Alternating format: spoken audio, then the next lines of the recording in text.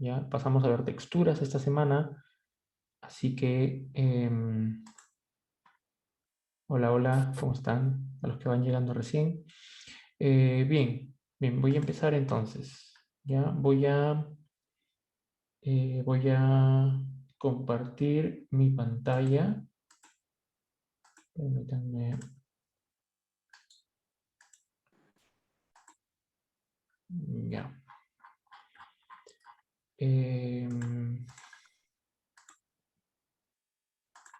Ahí. Ya, porfa, me confirman si pueden ver mi pantalla. Sí, profe, se ve. Ok, perfecto.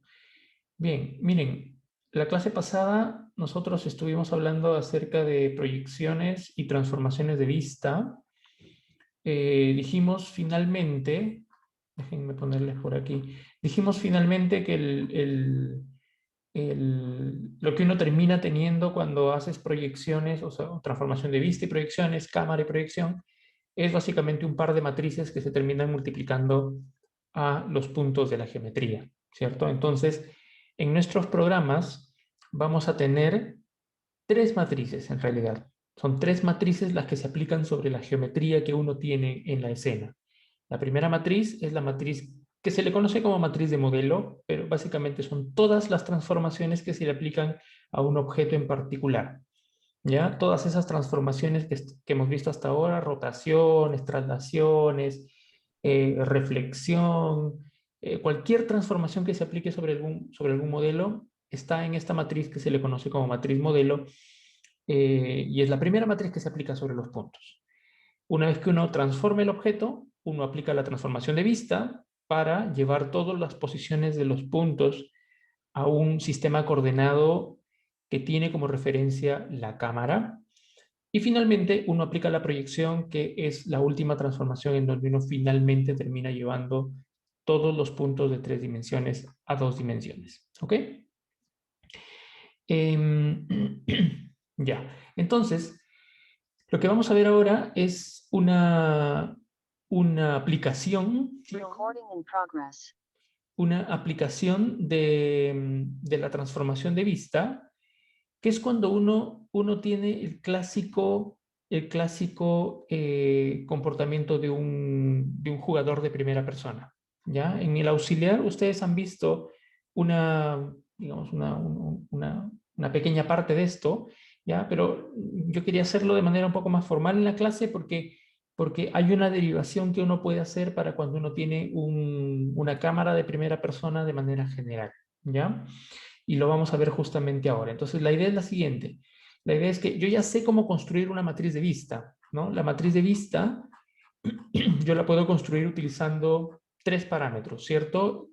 La posición de la cámara, hacia dónde miro en la cámara, y un vector up, que es un vector referencia de hacia dónde está apuntando la parte superior de la cámara, ¿ya?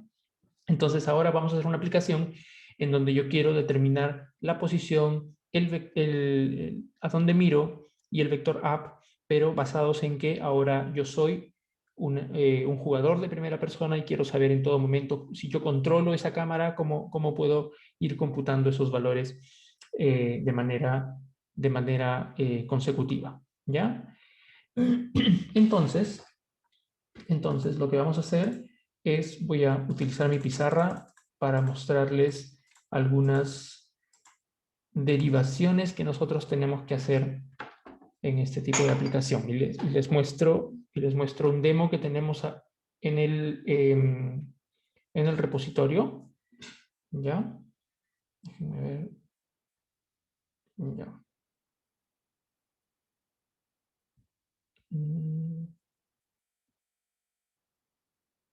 Ya, aquí está. Ok, entonces, lo primero que vamos a hacer nosotros es, vamos a crear un primer sistema de referencia, ¿sí? Que nos ubique a nosotros como jugador de primera persona en el mundo, ¿ya? Entonces, lo que voy a hacer, ¿sí? Lo que voy a hacer es dibujar un sistema 3D de referencia.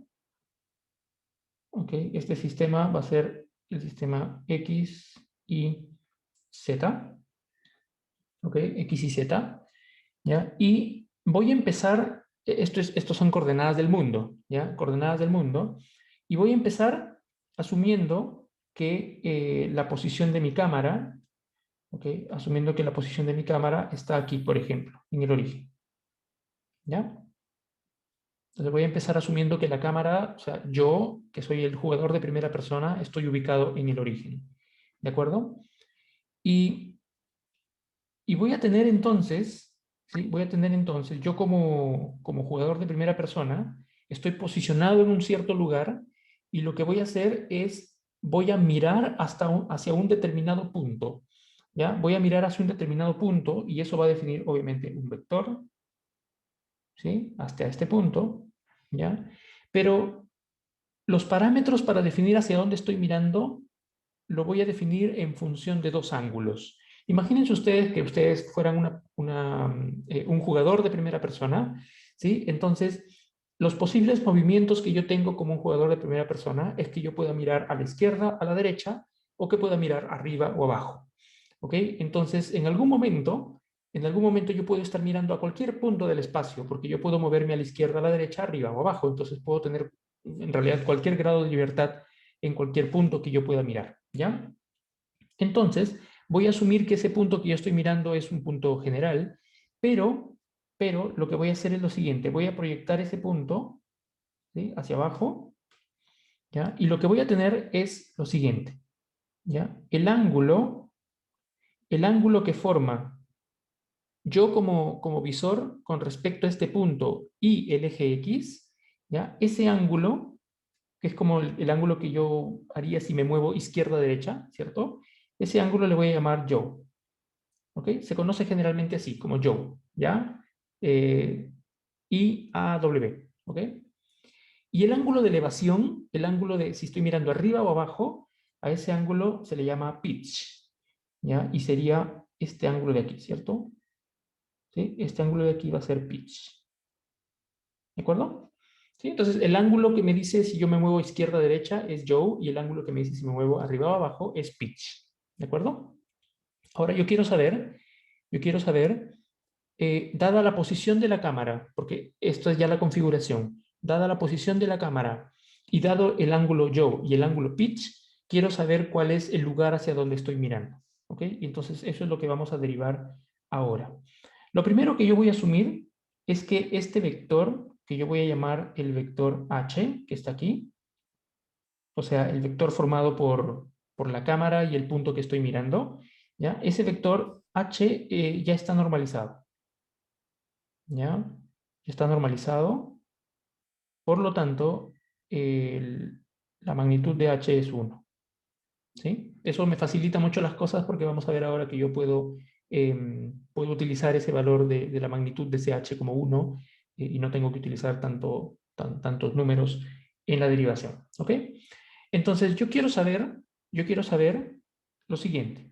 Quiero saber cuánto vale la coordenada x, que sería esta, ¿cierto? Esta es la coordenada x de este punto P que está aquí, el punto que estoy mirando, ¿sí? Esta es la coordenada x, ¿sí? La coordenada z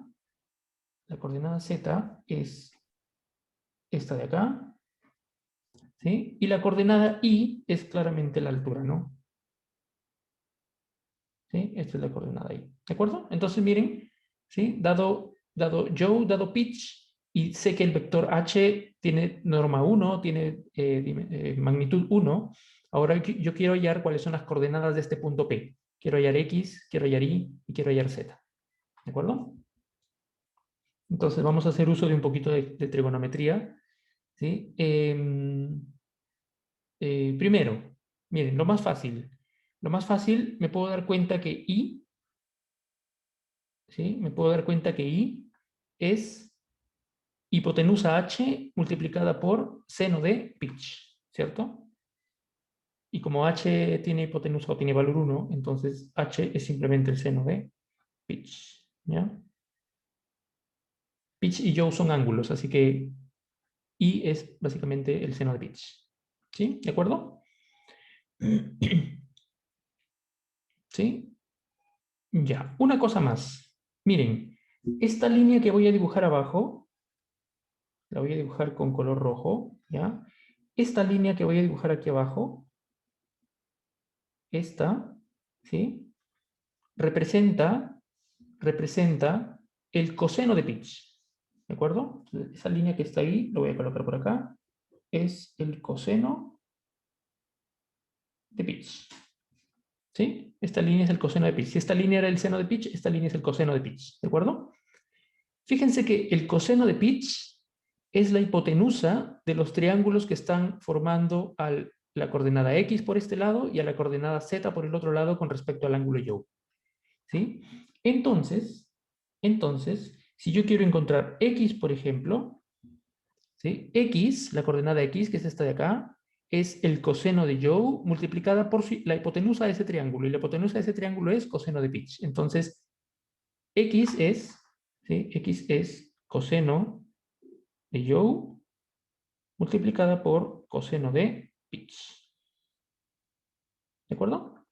¿Sí? Coseno de Joule por la hipotenusa de ese triángulo que está abajo, que es coseno de pitch, ¿ok? Y z lo mismo, ¿no? Bueno, en este caso z es el seno de Joule, ¿ok? Multiplicada por el coseno de pitch. ¿De acuerdo? ¿Sí? Entonces, ¿qué es lo que he logrado aquí? Miren, dada la posición de la cámara, ¿sí? Dada la posición, alguna posición de una cámara, y dado simplemente el ángulo Joule, que me dice cuánto me estoy moviendo izquierda a derecha, y el ángulo pitch, que me dice cuánto me estoy moviendo arriba abajo, entonces yo puedo determinar cuál es el vector, o cuál es el punto al que estoy mirando, x y z. ¿Ok? Entonces el punto P a donde estoy mirando es el punto x y z. ¿De acuerdo? ¿Qué puedo hacer con esto? ¿Sí? ¿Qué puedo hacer con esto? Lo que puedo hacer con esto es que en mi programa, ¿sí? En mi programa, yo puedo definir una posición de la cámara, ¿ok? Puedo definir una posición de la cámara y puedo controlar con el teclado, ¿sí? Con el teclado voy a controlar los ángulos Joule y pitch, ¿ok? Y automáticamente cada vez que yo presiono una tecla y cambio el ángulo yo puedo saber automáticamente con estas fórmulas hacia dónde estoy mirando. Puedo saber dónde está la posición X, Y y Z hacia dónde yo estoy mirando con la cámara. ¿Ok? Y de esa forma yo puedo calcular en todo momento, cada vez que yo cambie estos ángulos, yo puedo calcular hacia dónde miro y por lo tanto puedo hacer que mi animación vaya modificando las posiciones cada vez que puedo. ¿Ok? En una aplicación yo puedo restringir, por ejemplo, a que si yo sé que mi jugador está todo el tiempo caminando en el plano XZ, entonces yo puedo restringir a que el vector cam up de mi cámara siempre sea el eje Y. ¿Ok? Y también debería restringir, por ejemplo, a que pitch nunca llegue a ser Y, porque si no yo no podría utilizar el vector cam up Y. ¿Ok? Son simplemente restricciones que uno va poniendo ya en el programa para definir esto. ¿De acuerdo? ¿Sí? ¿Alguna pregunta hasta ahí? Si no, para pasar a ver el código y mirar cómo uno implementa esto finalmente en una cámara de primera persona en la aplicación.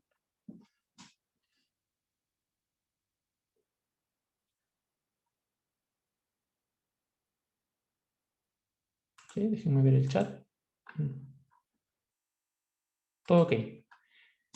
¿Sí? Ok, entonces vamos a ver nuestro programa. Y en el programa les muestro, ¿sí? Y en el programa les muestro justamente qué es lo que vamos a hacer. Miren, este programa es un programa que carga una escena tridimensional como todas las escenas que hemos cargado hasta ahora. ¿Sí? Un conjunto de geometrías, tengo una malla geométrica en forma de un archivo OFF, que carga un conjunto de vértices y cosas, que es básicamente un laberinto. ¿Ya? Entonces lo que vamos a hacer aquí es implementar un jugador que va a resolver un laberinto, por ejemplo. ¿Ya? Y necesito algunos parámetros básicos para la cámara. Miren, lo voy a mantener en una clase que hasta ahora había solamente sido usada para guardar configuraciones básicas de nuestras escenas, que es la clase controller, que está en casi todos los programas que tenemos en nuestro repositorio. Pero en este caso, voy a utilizarlo para guardar algunos parámetros de mi cámara que se va moviendo. Por ejemplo, tengo una primera posición de la cámara, que se llama, es una array que se llama cam position. que contiene la posición inicial de la cámara. Por ejemplo, la cámara inicialmente está localizada en el eje 0 en X, 0.05 en Y y 2.0 en Z. ¿Sí? Entonces hay una posición inicial de la cámara en algún lugar. ¿Ok? Además de eso, voy a definir dos ángulos. ¿Sí? Voy a definir el ángulo pitch, ¿sí? Inicialmente en 0, y el ángulo yaw inicialmente en menos 90 grados. ¿Sí? En menos 90 grados. Si ustedes se fijan, yo estoy parado, ¿sí? Yo estoy parado en el eje, aproximadamente en el eje Z. ¿Sí? Estoy parado aproximadamente en el eje Z. Y si mi ángulo yaw es menos 90 grados, entonces yo estoy mirando hacia el origen. Estoy parado en el eje Z positivo y estoy mirando hacia el origen. ¿Ok? El ángulo yaw siempre está en función del eje X. ¿Ya? Siempre está en función del eje X. Entonces, si yo defino ángulo yaw 0, significa que el ángulo yaw está apuntando hacia el eje X. Y como es en este caso menos 90 grados, estoy girando menos 90 grados, por lo tanto estoy apuntando hacia el origen. ¿Ok? El vector CAMAP, ¿sí? El vector CAMAP, voy a ponerlo, por ejemplo, en Y, aquí. ¿Sí? El vector CAMAP inicial es el eje Y. ¿Ok? Fíjense que para armar mi sistema coordenado de cámara, yo necesito, además del el vector que apunta hacia donde miro, y el vector CAMAP, yo necesito un vector CAMRIGHT, que es el vector que va hacia la derecha siempre, en mi cámara. ¿Sí? Acá lo estoy definiendo como 0, porque durante la animación uno siempre va cambiando este vector right dependiendo de la dirección del vector de vista. ¿Ok? Y self.front, ¿ok? Y self.front va a ser mi punto hacia donde estoy mirando mi escena. En este caso, este vector front es el que yo voy a actualizar todo el momento con las fórmulas que hemos visto en la aplicación. ¿Sí? Esto de acá. ¿De acuerdo? Eso. Entonces, lo básico aquí es lo siguiente. Yo tengo una cámara y tengo dos ángulos, pitch y yaw. ¿Ya? Los otros, y el vector up. Los otros dos vectores, CamRight y Front, van a ser actualizados cada vez que yo presione una tecla en mi sistema. ¿Ok? Ya, miren, vamos a ver, ¿sí? Vamos a ver, hay una función que se llama procesar cámara. ¿Ya? Hay una función que se llama procesar cámara, que lo que hace es, yo voy a llamar esta función cada vez que haya un cambio en los parámetros de la cámara. ¿Ya? Entonces, fíjense ustedes que esto es muy simple. Estoy sacando el valor de yaw y pitch del controller y luego estoy computando cuánto valen los valores de coordenada X, Y y Z del vector front. ¿Sí? Y aquí está básicamente las fórmulas que nosotros hemos visto. ¿Sí? Coseno de yaw, coseno de pitch, seno de pitch, seno de yaw, coseno de pitch. ¿Ok? Para las coordenadas X, Y, Z. ¿De acuerdo? Y ahora lo que hago es solamente ya ir normalizando los vectores, ¿no? Pongo el vector front con las coordenadas, estas tres que están arriba, y lo normalizo. ¿Sí? Ahora, como ya tengo el vector front y tengo el vector up inicial, puedo encontrar el vector right, que es el producto cruz entre front y cam up. ¿Ok? Y normalizo. ¿Ok? Y luego, una vez que he normalizado esto, vuelvo a actualizar el vector cam up porque puede que haya cambiado porque cambió CamRight. Entonces hago un producto cruz entre CamRight y Front. Estos tres pasos son necesarios porque yo tengo que garantizar todo el tiempo que los tres vectores que forman mi sistema de la cámara son ortogonales. ¿De acuerdo? Entonces la única forma de asegurar eso es necesariamente encontrando el producto cruz entre cada par de elementos para poder saber que que son ortogonales. ¿Ok? Eso, fíjense que procesar cámara siempre toma un ángulo yaw, un ángulo pitch, ¿ok? Y automáticamente determina cuál es el vector front, cam right y cam up, ¿no? Y obviamente ya sabe cuál es la posición de la cámara, ¿de acuerdo? ¿Dónde se usa process cámara? Process cámara se usa en el bucle de dibujo, ¿sí? Vamos a ver aquí, ¿ok? Este es el bucle de dibujo, ¿sí? ¿Ya? Fíjense ustedes que este es el bucle de dibujo. El bucle de dibujo lo primero que hace es setear la escena y ponerle los parámetros de la escena. ¿Ok? Sin embargo, adentro, ¿sí? Adentro del bucle de dibujo, siempre llamo a procesar cámara, porque si ha cambiado el ángulo, quiero que obviamente se cambien los parámetros de la cámara. ¿Ok? Y luego aquí hago algo, miren, interesante. Si yo presiono la tecla W o la tecla S, yo lo que hago es cambiar la posición de la cámara en algún parámetro muy pequeñito con respecto al vector front. Fíjense ustedes que si yo tengo la posición de la cámara y tengo el vector front, cuando yo presiono la tecla W me muevo hacia el vector front. Y cuando presiono la tecla S me muevo lejos del vector front. O sea, estoy yendo y viniendo. ¿Ok? Y finalmente creo la matriz de vista solamente con los parámetros que tengo, ¿no? Posición de la cámara, posición más vector front es hacia donde estoy mirando, y controller cam-up es lo que estoy mirando hacia arriba. ¿Ok? Aquí falta una cosa más, y es que en el teclado, ¿no? Si nos vamos a ver cómo funciona el teclado, que está aquí arriba, ¿sí? Fíjense que en el teclado hay algo más, además de simplemente las teclas W y D, W y S, perdón. Están las teclas D y A, ¿sí? Las teclas D y A. Si yo presiono la tecla A, por ejemplo, ¿sí? Si yo presiono la tecla A, entonces cambio el ángulo yaw, ¿sí? Por un determinado factor. Estos son todos radianes, ¿ya? Entonces es un valor que simboliza 2, 3 grados, depende cuánto uno quiera darle la rapidez. Y si yo presiono la tecla D, entonces hago lo contrario, ¿no? O sea, sumo un valor o resto un valor del ángulo yaw para representar que uno se está moviendo de izquierda a derecha. ¿Ok? Y eso es todo, ¿sí? Eso es todo, ¿ya? Miren lo que podemos hacer con todo esto, ¿sí? Con lo que podemos hacer con todo esto es esto. Vamos a ver, ¿ok? Tengo la escena inicial, ¿sí? Tengo la escena inicial y entonces yo puedo empezar a moverme izquierda a derecha como un jugador de primera persona, ¿ok?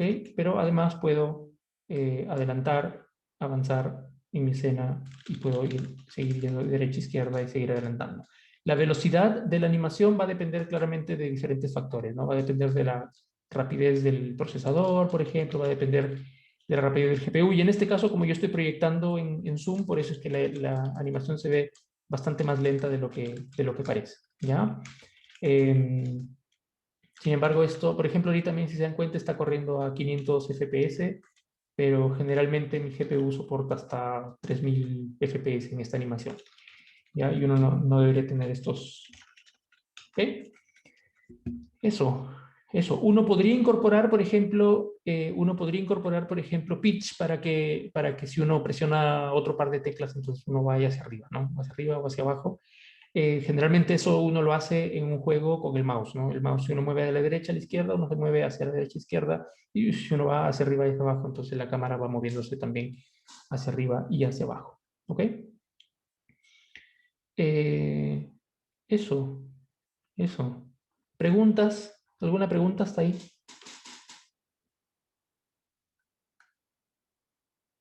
Profe, ¿Sí? cuando actualiza la posición de la cámara Ujú. con el front, lo, como que en el programa lo hace dos veces, ¿cierto? En el on key y en el while. Sí, en realidad está pasando abajo. En realidad está pasando en el on key. Sí, si yo quito esto aquí, porque me di cuenta luego de que había un bug en GLFW, que es el que maneja los temas de los teclados, y es que cuando uno mantiene la tecla presionada, no funciona la función onKey, sino que uno tiene que manejarlo directamente en el bucle de dibujo. ¿Ya? Perfecto. El caso de D, por ejemplo, si ustedes se dan cuenta, yo puedo hacer un movimiento continuo, permítanme, ¿sí? Es que aquí es if nomás, como había eliminado el de arriba. Si yo presiono W, se dan cuenta que hay un movimiento continuo, ¿no? Pero eso pasa en el bucle de dibujo. Pero si yo presiono D, se mueve una sola vez y lo mantengo presionado y no se mueve más. Eso es porque la función onKey no está funcionando correctamente, hay un bug. ¿Sí? Si uno quisiera que yo presiono D y el movimiento sea continuo, tendría que implementarlo también abajo en el bucle de dibujo. ¿Ya? Eso. Vale, profe. Vale. Ujú. Que es lo que vieron con Sebastián el viernes en el auxiliar, ¿no? Él implementó los controles de la cámara abajo en el bucle de dibujo, ¿ya? Pero es básicamente solo el lugar donde lo pones en el, en el programa, ¿ya? Pero eso no tiene nada que ver con la parte gráfica. Fíjense, es la forma como funciona GLFW, que es el sistema que nos maneja los eventos del teclado, ¿no? Eso. ¿Alguna otra pregunta?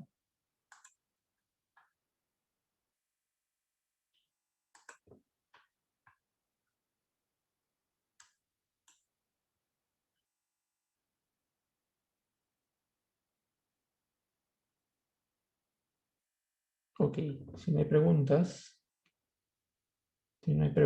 estamos bien entonces. Ok. Ya, entonces vamos a pasar ahora a ver nuestro tema de texturas. ¿Ya? Esto quería verlo porque con esto se nos hace fácil luego poder hacer cosas como un pequeño jueguito y cosas así, que podría ser algo para una tarea. Esta semana tenemos tarea, por cierto, así que de repente por ahí algo sale con el tema de las cámaras. ¿Ok? Texturas. ¿Ya? Vamos a ver texturas. Eh, Hasta ahora, todo lo que hemos visto nosotros en nuestro pipeline gráfico estaba en la parte de Geometry Processing y lo hacíamos en la parte del Vertex Shader, ¿no? Todo lo que tiene que ver con transformaciones, cámara, proyección, todo eso tenía que ver con la parte de procesamiento geométrico, ¿no? Que es la parte en donde uno procesa la geometría y termina enviando información al GPU para que ya lo termine graficando en las imágenes. Sin embargo, vamos a ver ahora cómo uno puede añadir realismo a una escena, porque hasta ahora todo lo que hemos dibujado han sido cosas como de colores simples, hemos puesto algunas cosas de iluminación, pero eso lo vamos a ver más adelante. Sin embargo, no sé, las formas carecen como de cierto realismo, que es justamente lo que uno quisiera en una escena tridimensional. Entonces, vamos a ver cómo haciendo uso del pixel processing, que es la última parte de nuestro rendering gráfico, podemos agregar realismo haciendo algo muy simple, que es poniéndole imágenes y texturas a un modelo tridimensional. ¿Ok? En la parte del pixel processing, este último componente del pipeline gráfico, se ejecutan en realidad dos cosas principalmente. ¿Sí? Se ejecutan dos procesos. ¿Ya? Un proceso que es el pixel shading, que es asignarle color a los píxeles finales de nuestro objeto, y la subetapa de merging, que es la etapa en donde uno mezcla varias piezas de información que han sido calculadas en el proceso para terminar de componer la escena final. ¿Ya? Estas dos subetapas son las que ocurren en la última parte ya de graficación, es cuando ya prácticamente la imagen queda lista para salir al monitor y mostrarnos la imagen en nuestro sistema, en nuestra aplicación. ¿Ya? El pixel shading tiene que ver con todo aquel proceso que genera color a un píxel, ¿ya? Que le da información de color a un píxel. Y este pixel shading todavía sigue ejecutándose en el GPU y es programable a través del Fragment Shader, que es ese programita que hasta ahora para nosotros ha sido simplemente un lugar en donde yo coloco un color básico a una forma. ¿Ya? Hay diferentes técnicas en las cuales uno puede asignar color a una forma. Una técnica es, por ejemplo, darle un color puro, un color único a todo el objeto de mi escena. Sin embargo, hay una técnica que es un poquito más avanzada y que permite añadir un realismo sustancial con muy poco trabajo, que es el texturado, que es lo que vamos a ver ahora justamente. Eso se hace a nivel de pixel shading, a nivel de fragment shader. ¿Ok? El merging, que es la otra etapa, es la etapa en donde uno termina de componer toda la información que calculó previamente, sea en el pixel shading, sea en la rasterización, sea en diferentes procesos previos. Toda esa información se termina componiendo para formar la imagen final. Por ejemplo, la información que uno crea en el pixel shading, que son los colores de mi escena, van a parar a un buffer, es decir, una matriz que contiene los colores de la imagen final. Pero no solamente eso, además del color buffer, uno lo que tiene es un depth buffer, que es un buffer de profundidad. ¿Se acuerdan que en algún momento,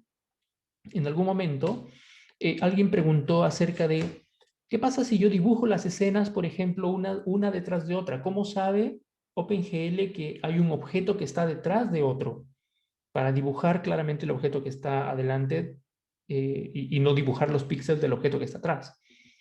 Bueno, durante el proceso de rasterización en nuestro pipeline gráfico, aquí, en este proceso de rasterization, lo que está pasando es que después, cuando yo estoy aplicando la proyección, yo tengo un valor de Z para cada punto. Entonces yo almaceno en un buffer, en una matriz, almaceno cuál es el valor de profundidad del píxel más cercano a la cámara para un determinado objeto. De manera que OpenGL sabe en todo momento qué color de qué píxel tiene que graficar en una imagen final. Porque sabe si hay 3 objetos en la misma línea de visión en un píxel, sabe que uno tiene coordenada Z1, el otro tiene coordenada Z2 y el otro tiene coordenada Z3. ¿Cuál va a dibujar? El que está más cerca porque es el que obviamente se va a ver. ¿Sí? Entonces, eso se llama, ¿sí? Eso se llama, hay un algoritmo para calcular cuál es el valor de Z, más próximo, es el algoritmo Z-buffer, y el output, la salida del algoritmo Z-buffer, es una matriz que me dice cuál es el valor del Z más cercano en todo píxel de la imagen. ¿Ya? Esta parte de merging, que es cuando uno ya utiliza toda esta información para componer la imagen final, no es completamente programable.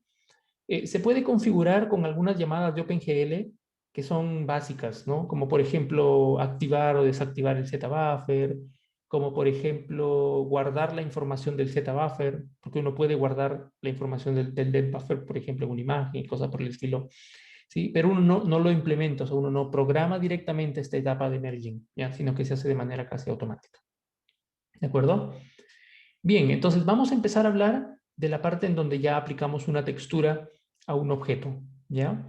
Si yo quiero añadir realismo a una superficie, tengo dos opciones. La primera opción es utilizar más polígonos, ¿no? Fíjense que una escena, por ejemplo, todas las escenas que hemos visto así de ejemplo en nuestros programitas, ¿no? El auto de la pregunta que hicieron la semana pasada, o los aviones que pusimos en alguna de las escenas anteriores para animaciones.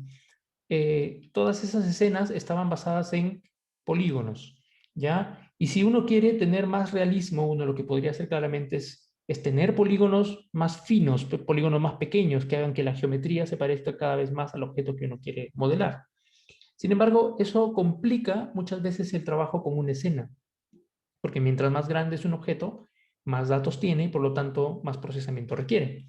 ¿Sí? Entonces, es difícil modelar detalles solamente utilizando geometría, pero además de eso también le estamos dando una sobrecarga al GPU, cuando lo que queremos es en realidad añadir realismo, tal vez con menos procesamiento. Y eso es lo que hacemos con las texturas. Las texturas nos sirven para poder crear escenas complejas sin tener que afectar la complejidad del procesamiento en el GPU, ¿no? Van a ver ustedes que uno puede con las texturas fácilmente agregar mucho realismo a una escena sin tener que crear escenas geométricamente tan complejas, ¿ya? Esa es la idea.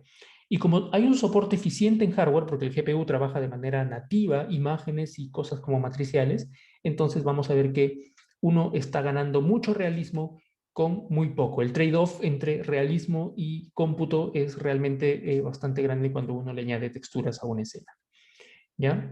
¿En qué consiste el texture mapping? El texture mapping consiste en, voy a tener una imagen siempre, ¿sí? Siempre voy a tener una imagen con píxeles y esta imagen yo la quiero mapear en un objeto tridimensional. Cuando me refiero a mapear, es como, imagínense ustedes, es como colocar un papel tapiz, ¿sí? El papel tapiz es un plano, ¿no? Es un plano que contiene algún dibujo, alguna cosa, y tú quieres, por ejemplo, tapizar tu habitación, ¿sí? Lo que vas a hacer es, esos rectángulos que tú tienes del papel tapiz, los vas a ir como pegando en las paredes, de acuerdo a, obviamente, bueno, tus medidas y tus cosas, lo vas a ir pegando, ¿ok? Lo mismo sucede aquí. El texture mapping, si yo tengo un cubo, que inicialmente no tenía nada, porque era un cubo simplemente con caras, lo que voy a hacer es, dada una imagen, voy a tratar de pegar esa imagen sobre la superficie del objeto como si fuera un papel tapiz, ¿ok?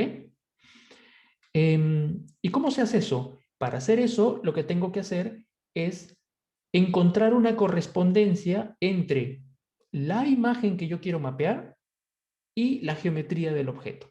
Por ejemplo, si yo tengo este cubo y yo quiero colocar esta imagen, que es una imagen cuadrada, la quiero colocar como una de las caras del cubo, entonces tengo que mapear cada una de las coordenadas de la imagen. Por ejemplo, esta coordenada de la imagen, que es la esquina superior derecha, la quiero mapear con este punto del cubo. Esta esquina que está aquí la voy a mapear con este punto del cubo, esta esquina con este punto del cubo y esta esquina con este punto del cubo. ¿De acuerdo? Yo soy como programador el que tiene que encontrar esa correspondencia. Y basta con que yo tenga bien definida esa correspondencia, el algoritmo de texture mapping se hace cargo del resto. ¿Ya? Yo lo que tengo que mapear bien sí es cada esquina de la textura o cada posición de la textura, cómo mapea a mi objeto geométrico en la escena. ¿Ya?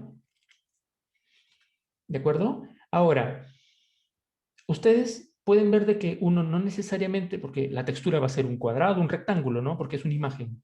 Pero no necesariamente mi geometría contiene rectángulos todo el tiempo. Generalmente son triángulos, ¿cierto? Una geometría 3D está formada por un conjunto de triángulos. Entonces, ¿qué pasa en ese caso? En ese caso, sigue siendo lo mismo, ¿ya? Miren, yo voy a definir un triángulo de mi geometría, por ejemplo, ¿sí? Un triángulo de mi geometría, y ese triángulo de mi geometría igual corresponde con algunos lugares de la textura, ¿no? Por ejemplo, este punto de la geometría de este triángulo corresponde con este punto en la textura, este punto con este y este punto con este. ¿De acuerdo? Ahora, la gran pregunta es, yo en mi geometría solo tenía descripción para triángulos, solo tenía descripción para los vértices del triángulo, pero para lo que había en intermedio yo no tenía ninguna descripción. ¿Cómo es posible que esta imagen, lo que esté en el triángulo rojo, se mapee a lo que está en el triángulo azul? Es porque cada punto de la imagen, ¿sí?, tiene una coordenada a la que le vamos a llamar coordenada ST, que es como un espacio canónico de coordenadas en donde yo puedo saber en todo momento cuál es el color de una determinada coordenada dentro de la imagen. ¿Ya? Y de esa forma, obviamente, si yo tengo un punto en el cubo que yo quiero colorear, entonces voy a ir al punto correspondiente en la imagen con esa misma coordenada, de manera que voy a sacar el color y lo voy a poner en ese punto. ¿Ya? ¿Ok? ¿Alguna pregunta hasta ahí?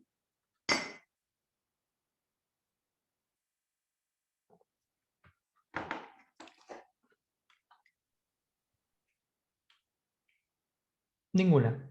Ok. Bien.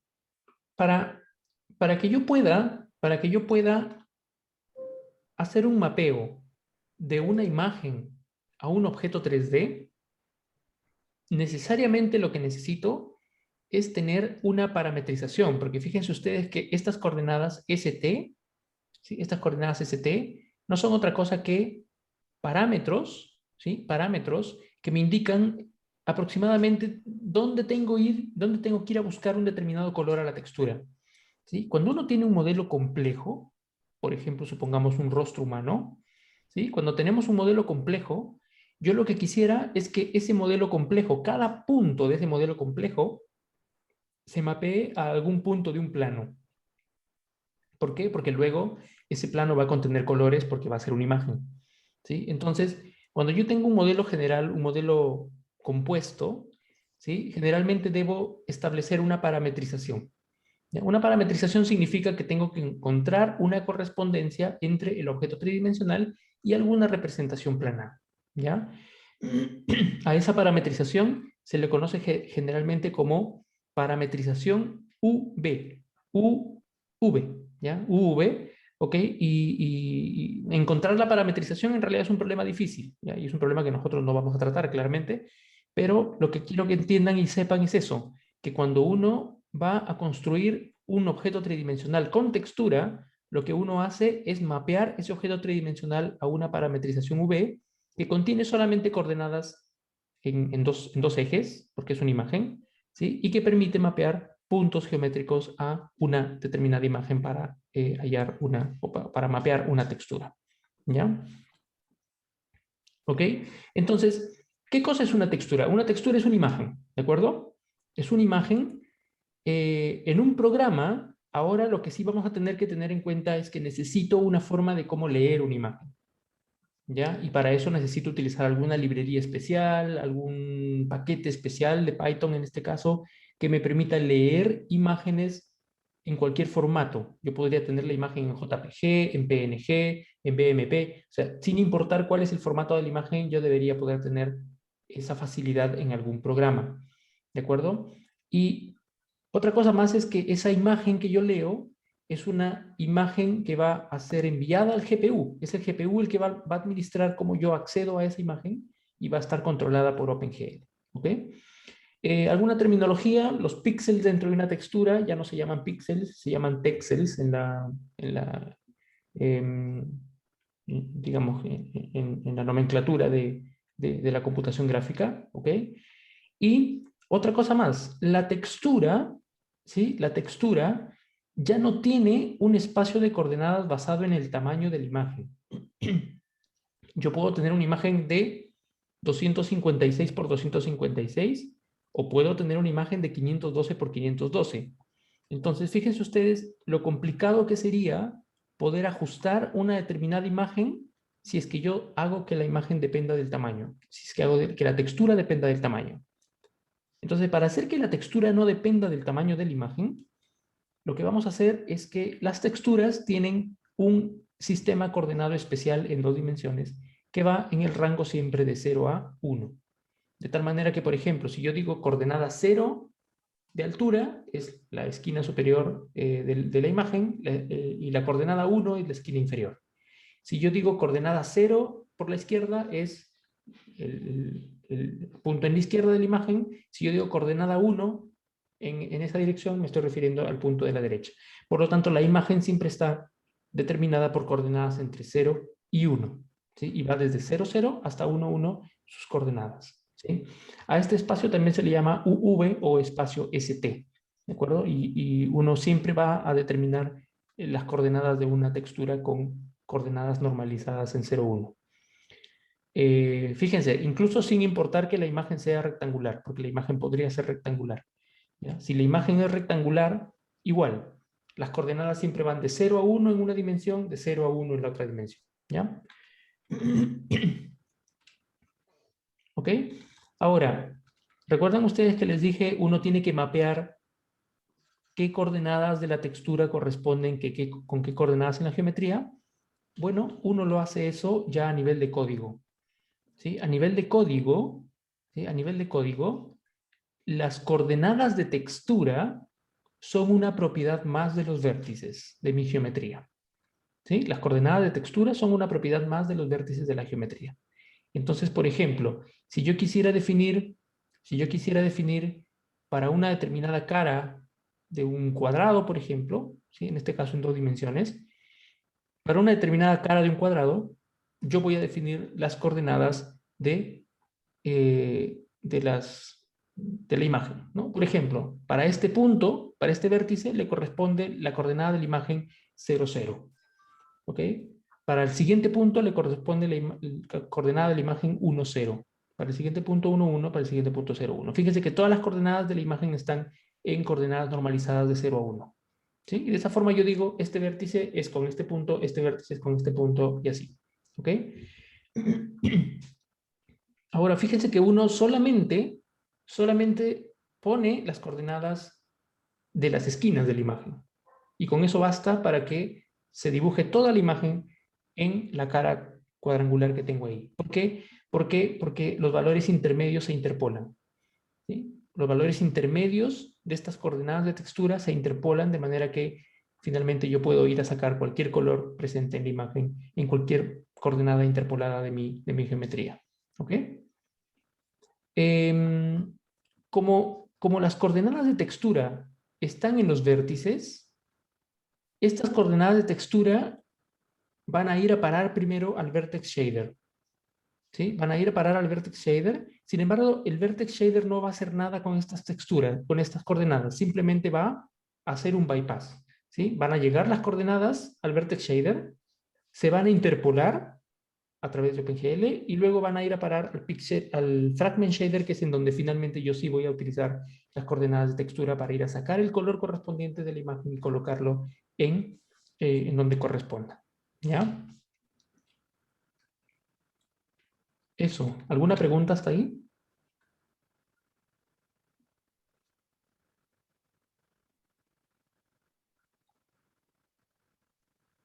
¿Ninguna pregunta?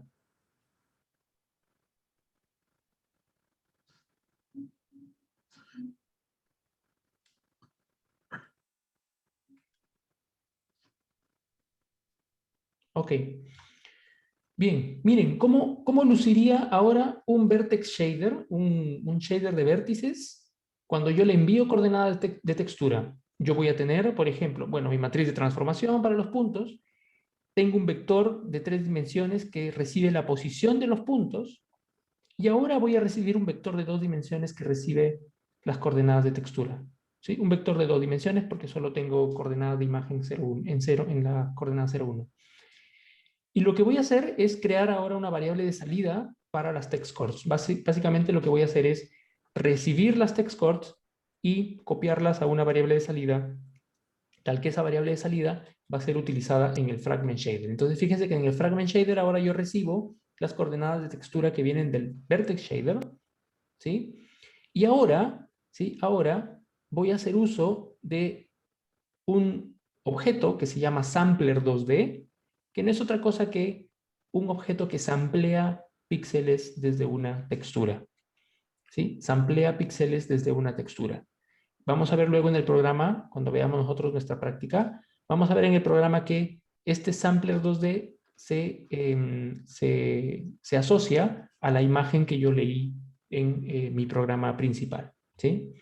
Y entonces, por ejemplo, ahora el color de salida, a diferencia de lo que tenemos ahora, que el color de salida es simplemente un vector fijo en donde yo le doy un color a la imagen, ahora el vector de salida no es otra cosa que la textura sampleada en la coordenada que yo tengo como coordenada interpolada. ¿Ok? Entonces, por ejemplo, si aquí yo recibo un determinado valor, 0, 0, entonces voy a ir a la textura a sacar el píxel que corresponde en el valor 0, 0. ¿Okay? Y eso va a ser el color que voy a tener finalmente dibujado en mi programa. ¿De acuerdo? Gracias a los objetos que uno tiene en el lenguaje de shaders, fíjense que es muy sencillo que uno simplemente pueda texturar un objeto en una escena. ¿Ya? ¿De acuerdo? ¿Sí? Vamos a ver ahora, ¿sí? Vamos a ver ahora cómo uno crea una textura en OpenGL. ¿Sí? Vamos a hacer aquí simplemente un resumen, después todo esto está claramente en los programas que vamos a ver, pero aquí está de manera estructurada y nos permite ver como cuáles son todos los pasos que uno sigue para poder crear una textura. Primero, una textura va a estar almacenada en el GPU. Entonces, al igual que cuando uno crea buffers para almacenar geometría a través de las funciones glgenBuffers, tenemos funciones para crear texturas en el GPU. ¿Sí? Y la función se llama glgenTextures y recibe como número la cantidad de texturas que uno quiere. Al igual que un buffer. ¿Sí? Si uno recibe aquí un parámetro 2, 3, 4, la salida es un arreglo de texturas con identificadores de texturas que yo puedo usar después en mi programa. Si en este caso yo mando el parámetro 1 aquí, significa que solo quiero crear una textura que se devuelve en el identificador texture, que es el que está aquí. ¿De acuerdo? Tan igual como cuando uno genera un buffer, también lo que tengo que hacer es hacer un bind de la textura para asociar que todo lo que viene a continuación se aplica sobre esa textura que acabo de crear.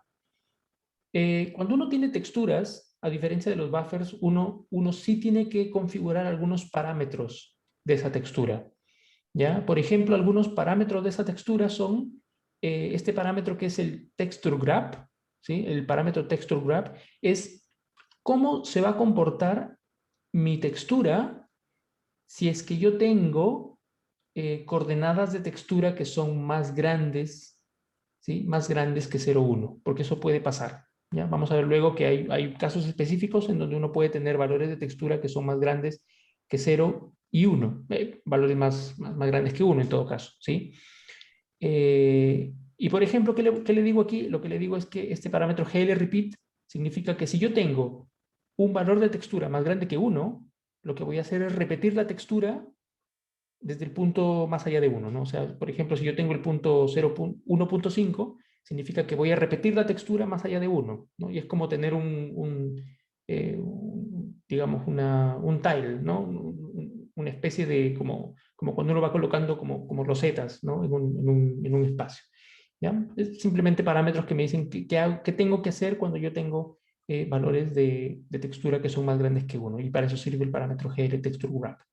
Y otros parámetros como por ejemplo los parámetros de los mipmaps que los vamos a ver a continuación, ¿sí? Así que esto de acá por ejemplo lo dejo para el final, ¿no? Que tiene que ver básicamente con cómo uno crea diferentes versiones de una misma textura para poder tener un mejor funcionamiento de ellas, ¿ya? Eso, colocamos los parámetros y luego miren, leo una imagen con alguna librería, alguna función, algo que me permita hacerlo, leo una imagen y la paso a un arreglo NumPy, ¿sí? Un arreglo NumPy, básicamente el arreglo NumPy va a ser una matriz de la imagen, y finalmente lo que hago es enviar la imagen a el GPU utilizando esta función que se llama glTextImage2D, ¿sí? glTextImage2D, yo le envío ciertos parámetros, ¿no? Le digo, por ejemplo, qué tipo de datos voy a tener. Por ejemplo, en este caso es una imagen con RGBA, o sea, es una imagen que contiene transparencias.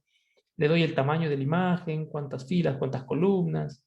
Le digo qué tipo de dato va a ser la imagen. Es un tipo de dato unsigned byte porque tiene solamente 8 bits de representación. Y finalmente le mando la data.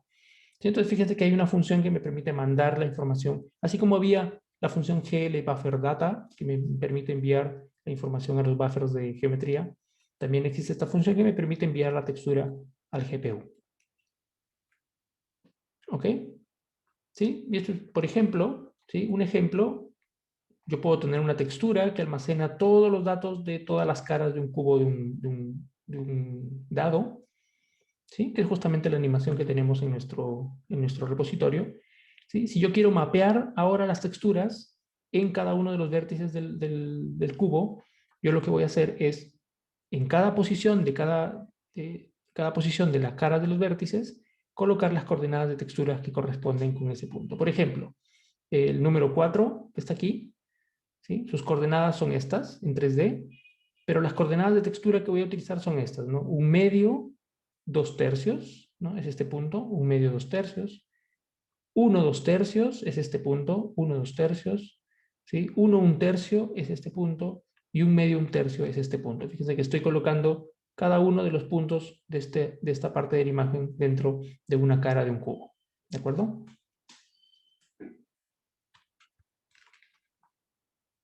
¿Ok? ¿Recuerdan que les dije? ¿Qué pasa si uno, por ejemplo, utiliza una coordenada de textura que está fuera del rango 0,1? ¿Sí? Fuera del rango 0,1, yo tengo dos opciones. ¿Sí? Puedo utilizar el parámetro glRepeat, que significa que la textura, más allá del punto 1,1, se va a empezar a repetir. ¿Sí? Se va a empezar a repetir, y entonces lo que uno tiene es algo como esto. O lo otro es que yo puedo hacer una suerte de clamp to edge, que es, voy a replicar la última parte, ¿sí? Voy a replicar la última parte de la textura hacia los bordes, ¿no? Por ejemplo, esta última parte la replico hacia la derecha, esta última columna la replico hacia abajo, y hacia esta parte ya uno comienza a obtener contenido que es un poco extraño, pero existe también esa opción, ¿no? Que uno puede replicar simplemente lo último de la textura hacia un determinado borde, ¿ya? ¿De acuerdo? ¿Preguntas hasta ahí? ¿Alguna pregunta? ¿Algún comentario?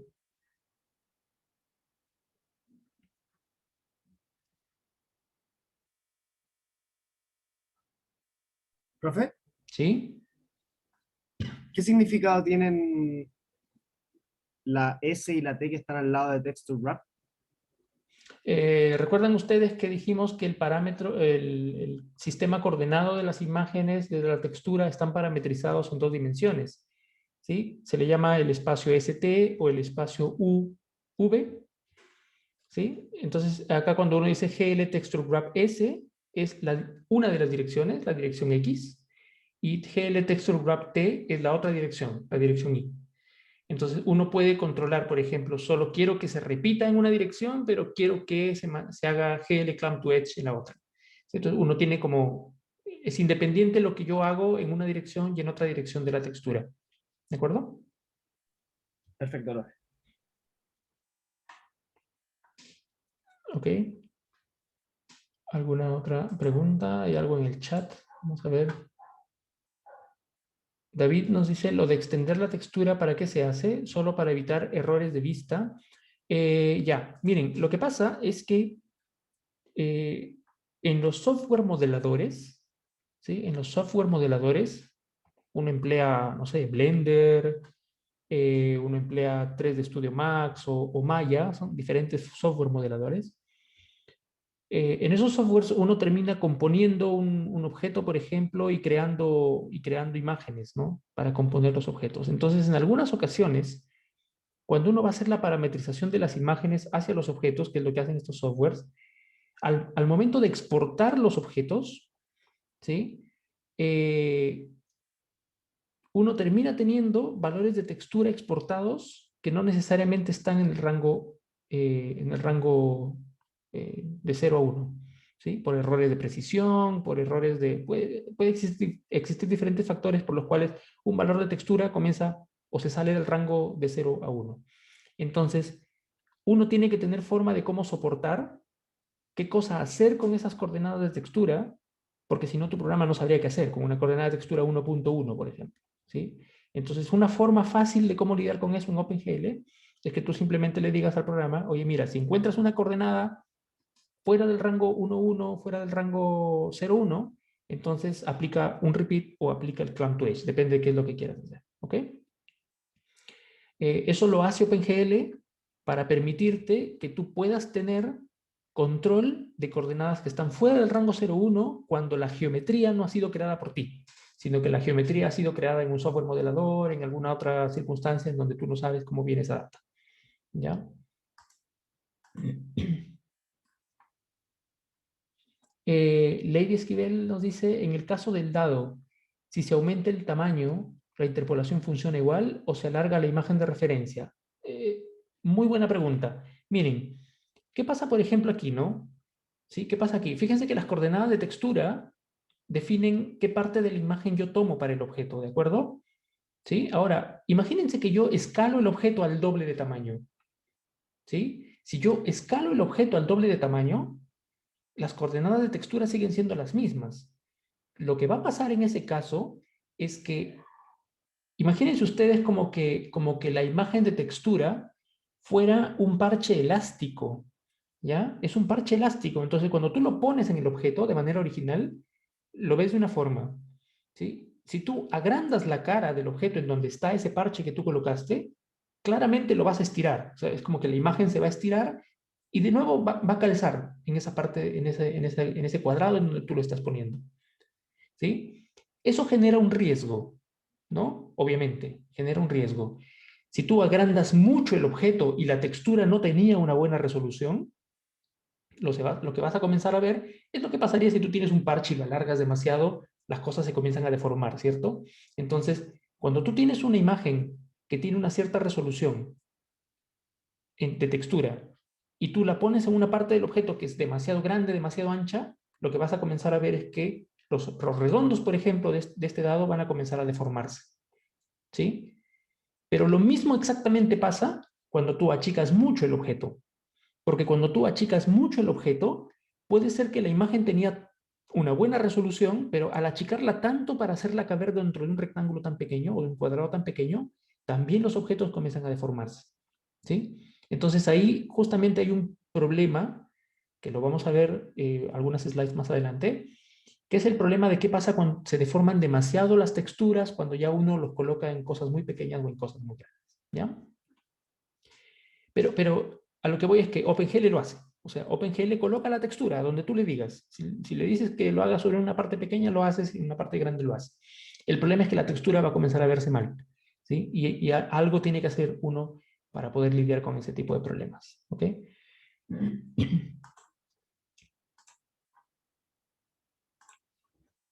Ok, ok, bien. Yo creo que estamos bien. Miren, vamos a quedarnos ahí, ¿ya?